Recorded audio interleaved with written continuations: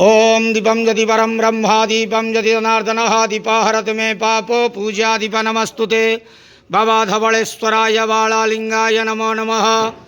संसार सुखी रखंतु।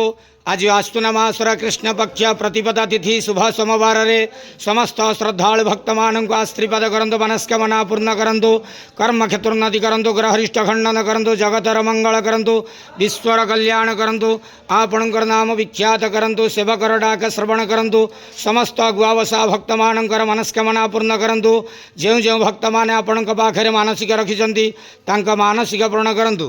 बाबा धवलेश्वराय बालालिंगाय नमो नमः।